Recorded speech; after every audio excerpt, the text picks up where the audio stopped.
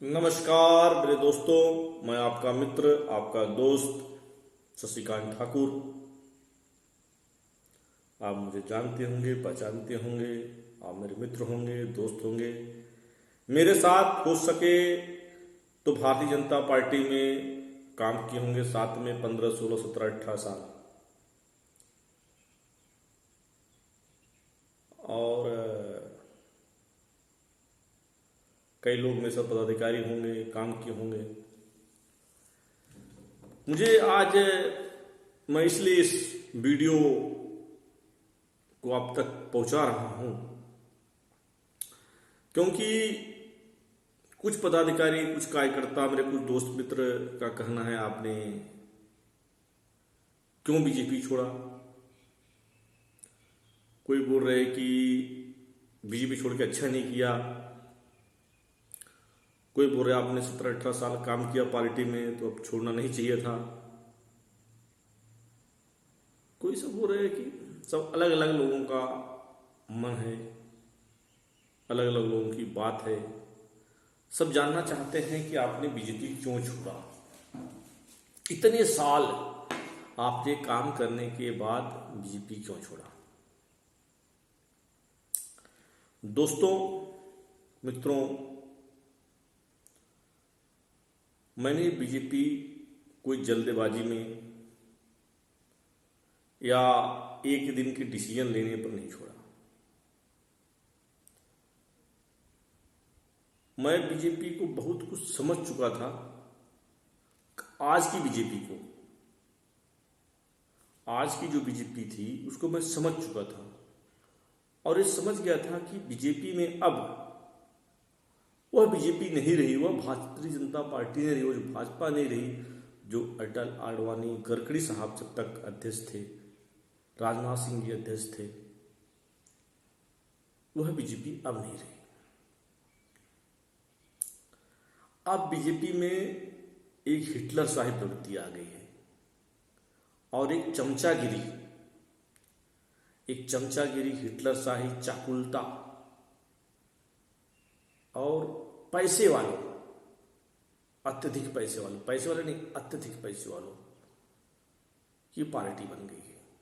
और remote control, जिस कांग्रेस पे हम आरोप लगाते थे कि भाई दिल्ली से सोनिया गांधी जी चलाती हैं रिमोट कंट्रोल से, वह पार्टी अब बीजेपी के विचारधारा में घुल गई है।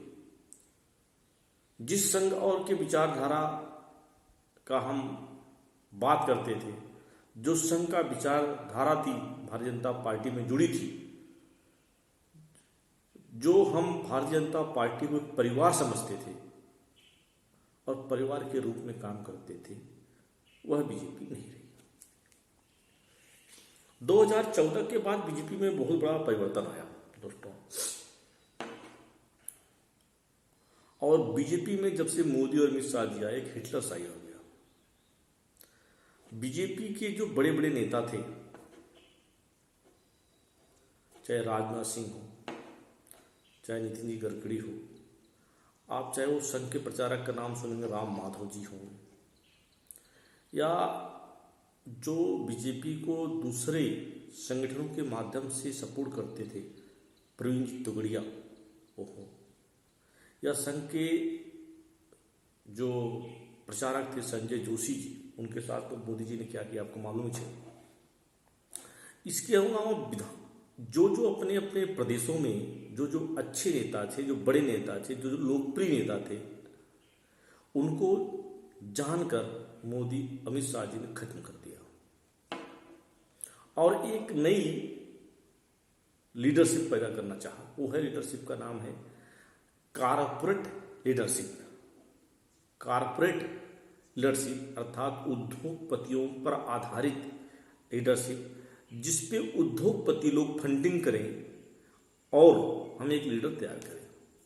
जैसे महाराष्ट्र में आप सब जानते हैं कि देवेंद्र जी फडणवीस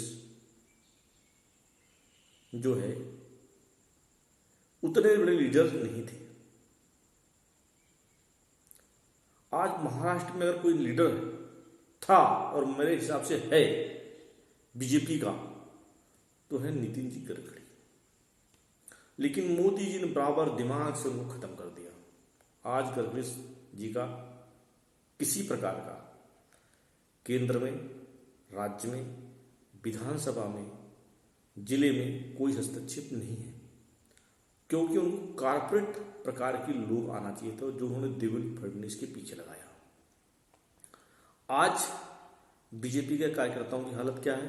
बहुत खराब है। मध्य प्रदेश में एक शिवराज सिंह चौहान जी थे, लेकिन शिवराज सिंह चौहान आज ठीक है मुख्यमंत्री हैं, लेकिन शिवराज सिंह चौहान को भी ऐसा खत्म कर दिया गया है अंदर से कि आप समझ नहीं सकते। इसके अलावा उत्तर प्रदेश में आप देखिए योगी जी का अचानक नाम आ गया।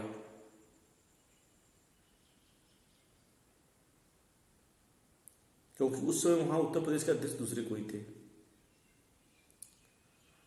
मध्य प्रदेश में वहां भारतीय बहुत बड़ी नेता थी, खत्म कर दिया गया। इसके अलावा झारखंड में आप जाएंगे, रघुवर जी जो मुख्यमंत्री थे वो एक कारपोरेट मुख्यमंत्री थे। वहां जो अपने नेता थे बीजेपी के, बाबूलाल मरांडी, ये सब जो थे बड़े जुझारू नेता थे, जमीन से जुड़े हुए नेता थे। महाराष्ट्र में जो नेता थे गडकरी साहब थे, गोपीनाथ मुंडे जी तो रहे नहीं, पंकजा मुंडे उनकी लड़की है जो जुझारू नेता थी। तावड़े साहब थे, तावड़े साहब को खत्म कर दिया गया। आप समझो एक बावनकुळे साहब थे, बावनकुळे साहब को आपको मालूम कैसे खत्म कर दिया उन्होंने। अब बावनकुळे साहब बेचारे डंडा लेकर घूमते रहते हैं, उनकी मजबूरी है कि उनको, क्योंकि बावनकुळे साहब को धमकी दिया है कि भाई तुम अगर इधर उधर गए तो तुम्हारे ऊपर में ईडी लगाया, फंसा देंगे। क्योंकि बीजेपी छोड़ के जो जाता है बड़े नेता, उसके ऊपर में ईडी लगाने का काम मोदी जी ने पहले फिक्स कर दिया है। खड़से जी थे, देखो खड़से जी का हालत उन्होंने खत्म कर दिया। तो यह पार्टी एक कारपोरेट पार्टी बन गई। तो मैंने इस पार्टी में 17 साल काम किया, 17 साल। अब सोचिए, मूंछ दाढ़ी नहीं थी मेरी, तब से मैंने काम किया। और मैं आज, मुझे कहने में कोई शर्म नहीं आएगी या मुझे हिचक नहीं होगी कि मेरे मन में इतनी बड़ी विचारधारा डाल दी गई थी, हिंदू विचारधारा की, राष्ट्र विचारधारा की, पार्टी की विचारधारा की। ऐसा मेरे मन में एक प्रकार का बना दिया गया था कि मुझे लगा कि भारतीय जनता पार्टी से अच्छी पार्टी कोई नहीं है। मुझे लगा कि भारतीय जनता एक पार्टी है जो हिंदुओं की विकास कर सकती है। मुझे लगा भारतीय जनता पार्टी जो राष्ट्र के बारे में बात करती है। लेकिन मैं कुछ तक मानता भी हूं ये सत्य थी, है नहीं, सत्य थी 2014 से पहले। मैं तो दोस्तों केरला में आंदोलन किया। केरला में 15 दिन आंदोलन किया। जो आपके यहाँ नागपुर के अध्यक्ष है प्रवीण दटके थे, अभी आमदार है लगता, हाँ, वो हमारे राष्ट्रीय उपाध्यक्ष थे। ये लोग डर के मारे केरला छोड़ के भाग गए थे। मालूम है, अन्ना तिड़ेकर जो हमारे महाराष्ट्र के अध्यक्ष थे, मालूम है, इन्होंने, ये लोग केरला में आए थे, अन्ना तिड़ेकर और ये प्रवीण दटके और एक दो लोग और, अभी नाम नहीं लूंगा कि हमारे मित्र हो, नाराज जाएंगे। यह लोग केरला के आंदोलन में आए, 1 घंटे बाय फ्लाइट आए, 1 घंटे रुके और मुझे कहा शशिकांत तुम संभाल लेना। मैं आपको बता रहा हूं 15 दिन आंदोलन केरला में किया। डरा नहीं मैं, क्योंकि विचारधारा ऐसी थी। मैं दिल्ली में आंदोलन किया, अनुराग ठाकुर अध्यक्ष थे, लठ खाए, जूते खाए, पुलिस ने क्या क्या किया, कई फोटो मेरे पास है।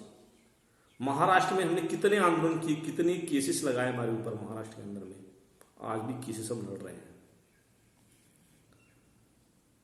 बहुत मैंने पार्टी के लिए एक प्रकार का मैं जिहादी बन गया था कि अगर भारतीय जनता पार्टी के खिलाफ कोई बोलेगा तो मैं सहन नहीं करता था, झगड़े कर लेता था उससे। जवानी का खून था, और भाजपा का विचारधारा जो भर दी गई थी मेरे मन में, वो था, एक जिहादी बन गया था मैं। और आज भी कई कार्यकर्ता जिहादी है मेरे हिसाब से। जिहादी चलिए उनके लिए नहीं बोल सकता हूँ, हो सकता हूँ उनको अच्छा लगे, लेकिन मैं तो बन गया था, क्योंकि ऐसा भर दिया जाता है कि क्या कहूँ। तो मैंने सब देखा और देखा कि जब नितिन जी गडकरी का मान सम्मान इस पार्टी में नहीं हो रहा है, जिन्होंने पार्टी खड़ा किया, जो हर कार्यकर्ताओं की बात अगर कोई सुनता है, आज भी कोई कार्यकर्ता जाता है तो गडकरी साहब उस बात को सुनते हैं। जितना हो से उतना काम करने वाला व्यक्ति अगर है नितिन गडकरी, मैं तारीफ करूंगा उस व्यक्ति की। आज भी कोरोना काल में काम कर रहे हैं और देवेंद्र फडणवीस नौटंकी कर रहे हैं, क्योंकि मोदी के आदमी हो, मोदी ने नौटंकी सिखाया सबको।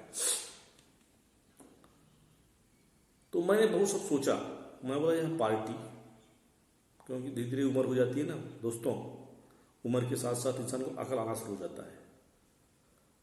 तो मुझे समझ में आया पार्टी किसी भी कार्यकर्ताओं को भविष्य में कुछ देने वाली नहीं है। कुछ देने का तात्पर्य दो चीजों से होता है दोस्तों। कोई भी पार्टी आप बोलेंगे और कमेंट करेंगे कि यार पार्टी ने कुछ देने का मतलब कि आप कुछ लेने के लिए काम कर रहे थे।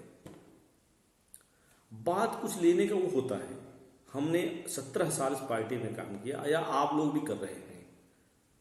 मेरा कहना है मुझे तो कुछ नहीं चाहिए, चलिए मेरे लिए आप कुछ नहीं कर सकते, लेकिन अगर मैं किसी हमारे गांव के बगल में, हमारे घर के बगल में, हमारे मोहल्ले में, हमारे दोस्तों में अगर किसी की परेशानी आई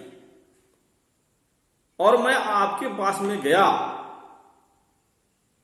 क्योंकि आप मंत्री, आप नेता हैं, तो आपका क्या काम है, उस संबंधित अधिकारी को फोन करके या उनको बोल के तुरंत काम करवाना। लेकिन मैं विश्वास के साथ कहता हूं, किसी भी पदाधिकारी, किसी भी कार्यकर्ता की जब तक महाराष्ट्र में सरकार थी तब तक किसी का कोई काम नहीं हुआ।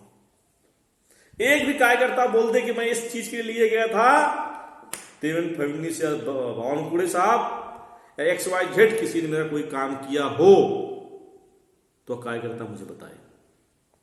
कार्यकर्ता बेचारा चक्कर पे चक्कर मारता रहा, चाहे किसी भी प्रदेश की बात हो, जहां जहां सरकारें हैं वहां की हुई हाल है।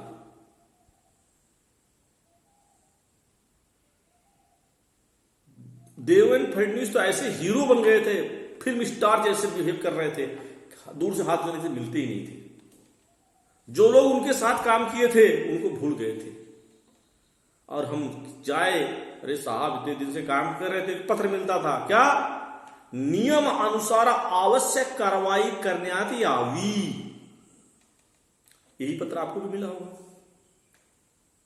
अरे कार्यकर्ता पार्टी से इतने इतने साल से काम क्यों कर रहे लोग कि सरकार आने, सत्ता आने के बाद कार्यकर्ताओं का काम होगा।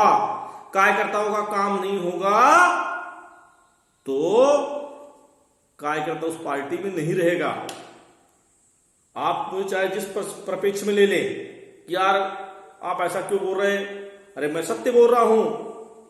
एक भी कार्यकर्ता को नौकरी लगी या एक कार्यकर्ता का किसी पुलिस स्टेशन का कोई काम हुआ, कोई लेकर गया होगा, कांग्रेस पार्टी का कार्यकर्ता उस पार्टी अपने बीजेपी के कार्यकर्ताओं पर झगड़ा मार करता रहा, लेकिन आपका कोई काम पुलिस वाले ने सुना, अरे आपका थानेदार आपके जिला अध्यक्ष या मंत्री का फोन जाने के बाद आपकी बात नहीं सुनता था,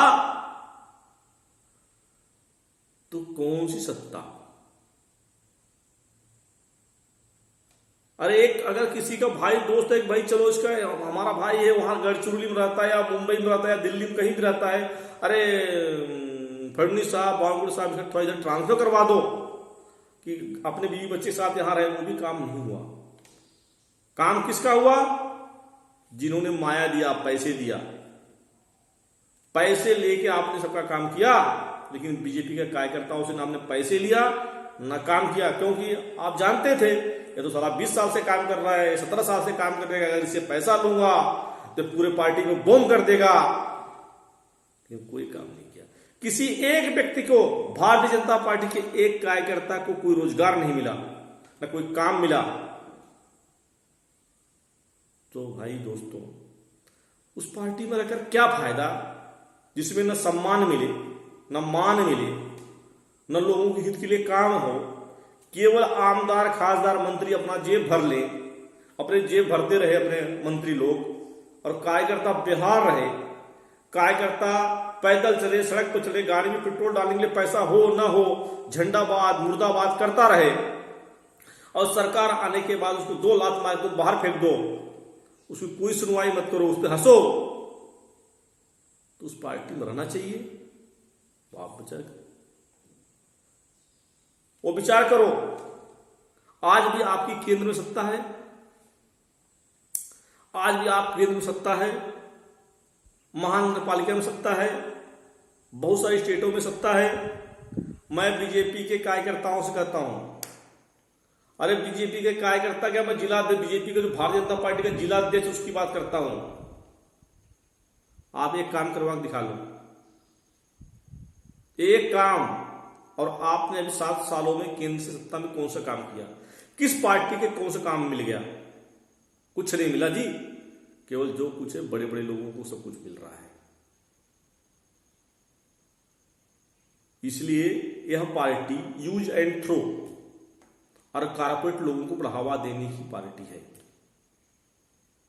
इसलिए मैं इस पार्टी का भविष्य समझ चुका था और समझ गया कि इस पार्टी में न लोगों का हित का फायदा है, और जो मैं देशभक्ति की बात संघ के विचारधारा से सीखा था वो तो आज मेरे अंदर में है, लेकिन वो बीजेपी से खत्म हो गया था। जो राष्ट्रभक्ति की बात मैंने संघ से सीखा था या भारतीय जनता पार्टी से सीखा था, वह मोदी और अमित शाह के बाद खत्म हो गया। तो मैं समझ गया कि पार्टी छोड़ने में ही भलाई है। जहां मैं आप लोगों के मान सम्मान के लिए काम न कर सकूं, लोग 17 साल देने के बाद लोगों के लिए मैं दौड़कर काम नहीं करवा सकूं, लोग के छोटा मोटा काम न कर सकूं, तो उस पार्टी में रहकर क्या फायदा है? इसलिए दोस्तों मैंने पार्टी छोड़ दी, और मैंने कोई चुपचाप नहीं छोड़ी। मैंने जिला अध्यक्ष सबको बोल के मैंने पार्टी छोड़ी, और आज मैं बहुत सुख शांति और क्या बोलते एकदम आत्मनिर्भर, मोदी जी का मंत्र आत्मनिर्भर बनो, तो आत्मनिर्भर विचार से मैं पार्टी का काम छोड़ के मैं राष्ट्र समर्पण पार्टी ज्वाइन कर लिया हूं। राष्ट्र समर्पण पार्टी में काम कर रहा हूं। यह एक हिंदू विचारधारा की पार्टी है। राष्ट्र सच माने में अगर आज बीजेपी की जो आइडियोलॉजी थी, जो संघ की आइडियोलॉजी है, डॉक्टर हेडगेवार जी, वीर सावरकर की हमारी जो विचारधारा है, आज राष्ट्र समर्पण पार्टी वीर सावरकर डॉक्टर हेडगेवार जी की विचारधाराओं पर चलने वाली राष्ट्र समर्पण पार्टी है, न कि अब भारतीय जनता पार्टी। क्योंकि भारतीय जनता पार्टी में अब केवल मोदी और अमित शाह का डिक्टेटरशिप है, और बीजेपी के कार्यकर्ताओं का कोई सम्मान नहीं है। बीजेपी कार्यकर्ता छोड़ो, केंद्र में तो गडकरी साहब जैसे कितने कैबिनेट मिनिस्टर का भी कोई कुछ नहीं है। और जो जहां जहां इन्होंने बनाया है ना मुख्यमंत्री, यह सब खाली ये नाम रबर स्टाम्प बना कर रखा है। सब चलता आईएएस जो है ना, मोदी जो गुजरात से आईएएस लाए हैं, आईपीएस लाए हैं, सेक्रेटरी है, ये सब चला रहे हैं। तो इसलिए मुझे पार्टी छोड़ना पड़ा। मैं एक कट्टर हिंदू विचारधारा का व्यक्ति हूं, कहना चाहूंगा। हिंदू, हिंदुस्तान, और इस देश के लिए, इस धर्म के लिए हम तो जेल भी गए दोस्तों। इस धर्म के लिए हम तो 1.5 महीना जेल में थे। हम लोग सेंट्रल जेल में 1.5 महीना हिंदुओं के ऊपर अन्याय हो रहा था, हिंदुओं का धर्म परिवर्तन हो रहा था, उसके विरोध में हम लोग तो जेल भी रहे। आज भी मैं हिंदू विचारधारा का व्यक्ति हूँ। मरते दम तक हिंदू विचारधारा मेरे मन में रहेगी, राष्ट्रभक्ति मेरे अंदर भरी है, संघ का विचार मेरे अंदर भरा हुआ है। डॉक्टर हेडगेवार, वीर सावरकर, भगत सिंह, सुभाष चंद्र बोस, महाराणा प्रताप, छत्रपति शिवाजी के विचारों को मैं आगे बढ़ाने का काम कर रहा हूं और करता रहूंगा। और एक कहूंगा, बीजेपी का मतलब हिंदू नहीं होता। आज बीजेपी वह बीजेपी नहीं रही जो 2014 से पहले थी, जो अटल जी, आडवाणी जी और गडकरी साहब की थी, राजनाथ सिंह की थी, जो सबके परिवार के साथ थी, संघ परिवार की थी, जहां पर संगठन मंत्री द्वारा अच्छा काम करवाया जाता था। आज केवल हिटलर शाही और डिक्टेटरशिप का काम चल रहा है, इसलिए मैंने पार्टी छोड़ दिया। आज मैं राष्ट्र समर्पण पार्टी में काम कर रहा हूं, खुश हूं। और मैं आपको बोला, डॉक्टर हेडगेवार जी, वीर सावरकर जी, भगत सिंह, महाराणा प्रताप, छत्रपति शिवाजी महाराज, रानी लक्ष्मीबाई, इनके विचारों को मैं जन जन तक पहुंचाने का काम करूंगा। हर गांव, गली, मोहल्ले में पहुंचाने का काम करूंगा। पूरा मैंने 17 साल मैंने बीजेपी को दिया और आपसे मैंने सोचा वो पूरा जीवन मैं राष्ट्र समर्पण पार्टी को दूंगा। और सत्य में जो सत्य, सही राष्ट्रवाद, सही हिंदूवाद, सही हिंदुस्तान, सही माने में वीर सावरकर और डॉक्टर हेडगेवार जी के विचारों को, छत्रपति शिवाजी महाराज के सोच को, महाराणा प्रताप के वो अलौकिक विचारों को और रानी लक्ष्मीबाई के संघर्षों को मैं जन जन तक, हर माँ, बहन, भाई, मित्र तक पहुंचाने का काम करूंगा। जब तक जिंदा रहूंगा तब तक करता रहूंगा। तो दोस्तों, यही मेरा आज मैंने खुलासा किया कि मैंने पार्टी क्यों छोड़ी। बाकी दूसरा कोई कारण नहीं था, क्योंकि मैं पार्टी समझ चुका हूं और आप भी समझ जाएं तो अच्छा है। क्योंकि आप भी जल्द पार्टी छोड़ दें तो सोचेंगे कि अच्छा काम किया, क्योंकि पार्टी में जो 2 लोग हैं या बीजेपी को पूरा सत्यानाश कर दिए हैं। आप भी सोचें और लोगों को बताएं। जय हिंद, जय भारत माता, जय जय श्री राम, जय श्री राम।